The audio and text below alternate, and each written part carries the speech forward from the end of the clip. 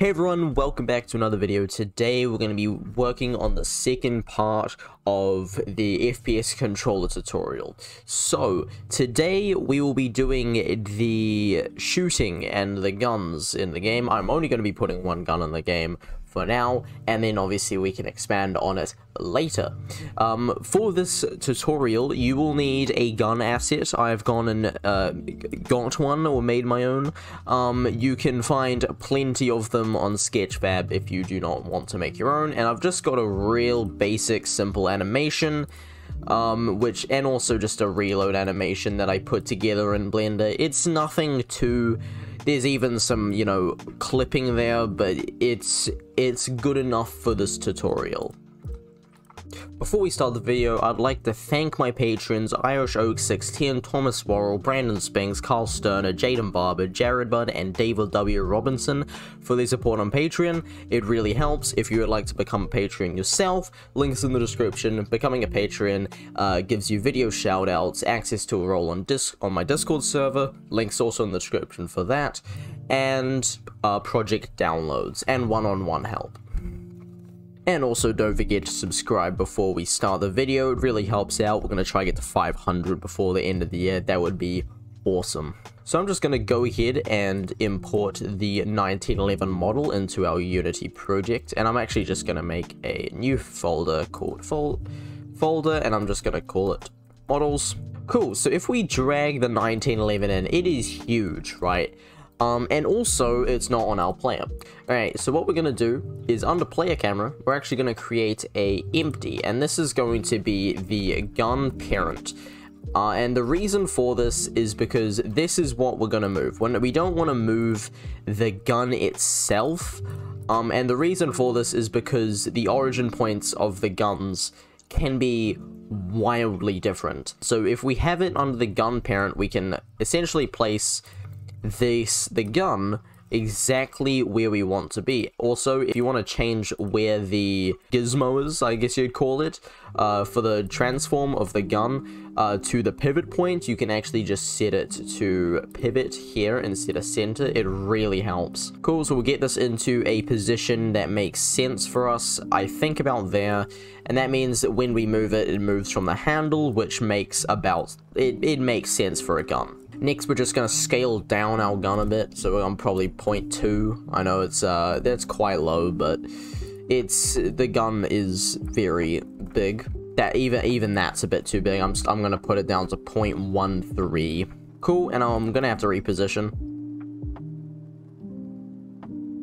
Okay, now if we think about how we are going to move the gun to the position of the scope and position, or aka the ADS position, and the kind of hip firing position, we want to create 2 points where that's going to happen. So a good way to do this is to click play on the game and actually figure out where they would be there. Also, let's find this gun. Alright, it seems like it's kind of opposite to our position of our camera, so we can just set it to -90 on the Y. And it should, yep, there it is. It's there in our inspector. So now that we have it right in the middle, we can actually find a perfect position for it to be at. So we can grab the gun parent and move this around until we find a position for the hip firing that looks about right. There we go, that looks roughly correct. I don't know, you can always tweak around with it. Now I'm actually gonna go into the transform and copy the component. Now when we come out of play mode, it's not going to save at all, obviously, because that was a instance of the player.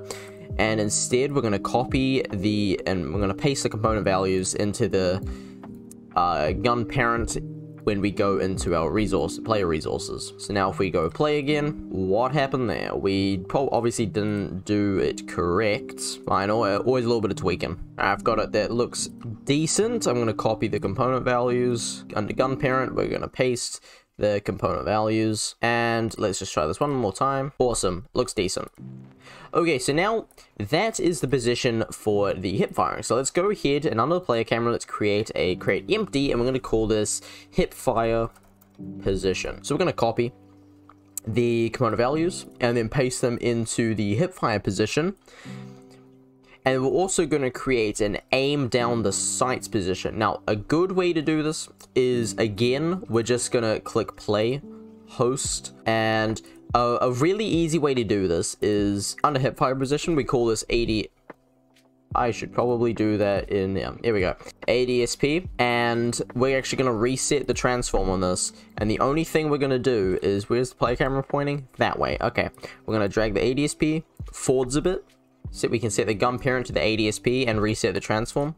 Alright, let's go into our game, host, and then it's right smack in the center. So now what we can do is we can bring down the gun parent, we can bring that ADS, sorry, just a little bit, to be right smack in the center of our camera. You just got to tweak it until you find what looks about right. That looks about right for the scoping, so I'm going to copy the component values and paste them into our ADSP position, and we're just going to set the gun parent off from the ADSP, and we'll just reset the position, and we're actually going to set it as the hipfire position, so let's copy the component values and paste them into the gun parent. Cool, so now we can actually work on a manager for the weapons. So we can create a new C# script and call it weapon manager, and what this is going to do, it's going to control all of our weapon movement. I'm not going to worry about making it multiplayer just yet, we'll be doing that afterwards, but we will be adding the using mirror dependent reference up top. I'm going to make a reference to the ADS position, so and the hipfire position, so we're going to call it public transform hipfire pos, and a public transform called ADSP or ADS pos. We're also going to make a public transform for the gun parent, and let's also make a public float called the aim speed. And the aim speed is going to be how fast it goes to the aim position. We're also going to be making using a Unity engine, the .input system, and we're also going to be making a header up here called input, and make a public input action, and let's call this our aim action, and we're going to make a public input action called reload action, and a public input action called shoot action. And let's also make a public weapon, and let's call this current weapon. Now, as you can see, when we do this, it's going to come with an error, and it's going to say type of name safe weapon cannot be found. So let's create a new C# script called weapon, and this will contain all the data for our weapons to use. So first of all, I'm actually just going to remove everything, and I'm going to make a public, and here we can go a string called the name. Not like that will really matter in our case because we only have one weapon, but for big multiplayer FPS games, you'd want to probably have different names for them. Probably a public int called the ID, so we can call it from different places. A public game object, and this is going to be, no, actually, a public, and here we can go fire type, fire mode, and call this fire mode. Now, down underneath, we're going to create an enum, and we're going to call this the fire mode. And we'll actually make it a public fire mode. And here, we're actually going to create semi, auto, and burst. The three kind of fire modes that you'll want for all your different guns. Then let's just create a void called shoot, and let's actually make this a public void so it can be called all different places. Now, a really important and really interesting way of why we're putting the shoot inside the weapon and not inside the weapon manager is because if we do inside the weapon, it makes it a hell of a lot easier to be able to make things like turrets, tank turrets, or whatever you want to call them, and mounted guns. Because that means we can call the shoot function from anywhere. Cool, let's now go ahead and enable our input actions, so we can go aim action dot enable, the reload action dot enable, and our shoot action dot enable. And then on disable, similar to like our last one, we are reload action dot disable, aim action dot disable, and shoot action dot disable. So the aiming is a little bit different for the input action, because we actually need ways of knowing whether or not we're aiming or not aiming. So we're going to make a public bool, not a public bool, just a bool called is aiming. We're also going to make a boolean called is shooting. And this will control to see whether or not we're shooting and whether or not we're aiming, because those will be very important later on. Now on awake, we can actually call some functions which are going to help with the aim actions and setting the is aiming. So we can check aim action dot started plus equals to some context, and we can equals more than, and we can now give it the context, and we can set is aiming is equal to true, not stated, started. We can then give it aim action dot performed plus equals to context equals more than is aiming equal true. I'll get over what these are doing in a second. Then we'll give it aim action dot cancelled plus equals to context. It's more is same is aiming, and this time we're actually going to do false. So what we're doing is we're checking if the aim action, so let's say we are using a right click for our aim action. If we hold right click, it's going to set is aiming equal true. If we are performing the aim action, if we're holding down right click, it's going to set it as true. And then as soon as we let go of our right click, aka we're cancelling it, it's going to set it as false. This is giving us an on-off effect when we hold down the button. And we can also do the same thing for the shoot. So we can go shoot action dot started plus equals to context, and we can give it context is shooting equal to true, and it's the exact same as the before. Performed context is shooting equal to true, and then shoot action cancelled context is shooting false. Awesome. So now we can actually get on to the update and using our aiming.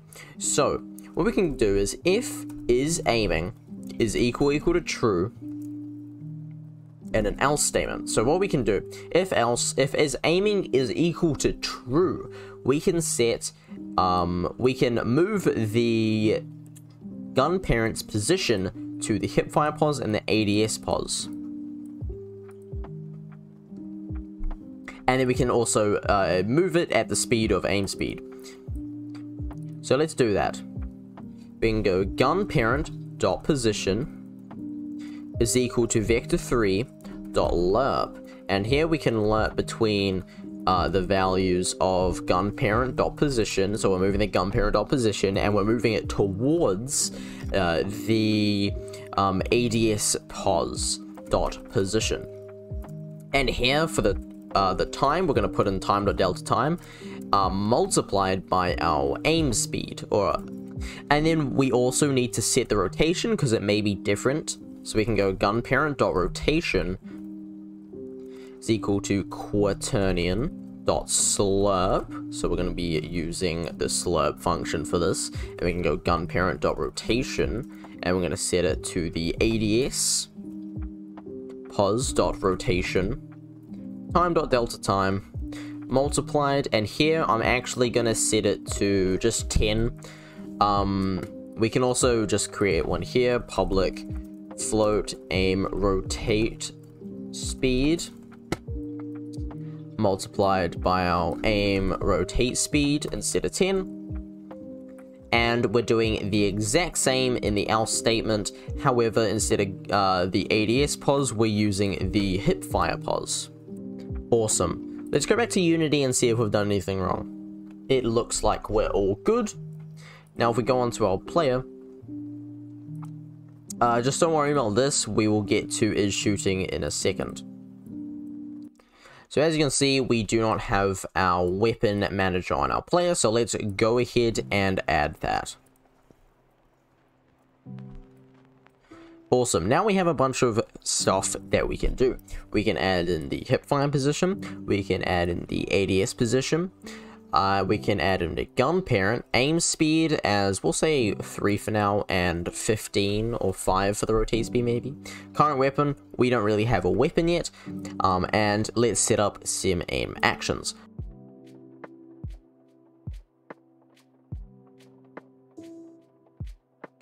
Cool, so let's check everything. Cool, okay, let's click play. We have our prefab open. Click play, host. Now as you can see, when we right click, it should go between our different positions. It is quite slow, so let's speed that up a little bit. We can set our aim speed, we'll set that to something more like 10. That looks about good. And the aim rotate speed, that is whatever, it looks fine. Cool, now let's actually go ahead and apply these changes. And I'm actually going to change the rotation on the hipfire position slightly. There we go, now it feels a little bit more natural. Now, as you can see, there is gun clipping, and we will actually be doing something a little bit different for the gun rendering. So let's go ahead and go into our player. Now, under our camera, we are actually going to be creating another camera, and this is going to be called the FPS render cam. The reason for this is currently if we run into a wall, there's actually clipping that's going on with our gun into the wall. In most FPS games, you will not see this, and therefore we need to fix them. However, the first thing we're going to do is actually fix some clipping with our own camera, and we can set the near clipping plane on our camera to 0.01. Let's also make sure that the gun parent, the layer is set to a new layer, and we'll call it the guns. And let's set the gun parent layer to the gun, and we'll say yes, change children. Now on our actual player camera, let's turn off the culling mask for the gun. This can be found under camera, culling mask, and just click the gun layer to make sure the text is not there. Then on the FPS render cam, we're going to be doing nothing but the gun. And let's clear flags to don't clear. So now if we click play and click server, now if we go, it's actually not clipping because it's getting rendered in front of it. It can look a little bit weird to other players, however to your player, the FPS player, that shouldn't actually clip at all at any point. And as you can see, our camera is no longer clipping with the big box as well. Cool, so now let's set up some animation for our weapon. Under our weapon, let's also create a public animator, anim, and let's make a public void called reload. Let's set anim.setTrigger reload, and also in the shoot, let's also go anim.setTrigger shoot. Cool, let's set up some animator now. Let's go window, animation, animator, and let's open it, and it will open up a new animator tab. Let's also create the 1911 as a resource in our resources folder, aka making it a prefab. Let's also add the component of type weapon, and let's give it a animator as well. Let's drag the animator and set it as semi ID of 0 and call it 1911. Now let's create an animator for the 1911. So we'll go models, 1911, create, and here we're gonna select animator controller, and let's call this the 1911. And as you can see, a new animator window is going to show up inside the animator window. And let's go ahead and go under parameters and create a trigger called reload and a new trigger called shoot. Cool. So once I have imported my 1911 into my project and have all of these in, we have idle, reload, and shoot. Now, if you do not have animations, I would highly recommend make some. There are a bunch of really easy tutorials on YouTube of making animations for your guns. I will link to some rigging tutorials in the video description, which will really help you out. Cool. Now I'm going to have an idle state for my gun, a shoot state, and a reload state. Now, all of these will just happen from one another, so based on the triggers. So from the idle, let's make a transition to the shoot, and a transition to the reload, and vice versa, back. From the idle to the shoot, we're going to set the trigger as being a shoot, and this is going to have no exit time. Whereas the one coming back is going to have exit time. Next, the idle to the reload is going to be the reload trigger without exit time, and it will have exit time coming back. Now let's just make sure that our information from our 1911 and our player has been submitted to our prefab asset, which it hasn't. So let's go ahead and overrides apply all. Now whenever we make changes to the 1911 prefab asset in itself, we can actually, it will change for the player. Let's then drag in the 1911 animation controller to itself. And now we can call the shoot and reload from our weapon manager. Cool, so in update, let's create a switch statement. And here we can actually we can check some data. So let's check our current weapon dot fire mode. And in a case, let's create fire mode dot semi break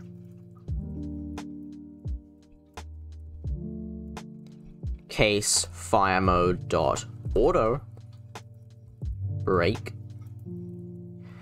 and case fire mode dot burst break. Cool, and let's just remove default. So this video is already going to be long enough, so I'm actually going to split the guns into two videos. This one is going to be the animation, and the second one will be the actual shooting of the gun. Cool, so let's just set the semi now, so we can go current weapon dot shoot.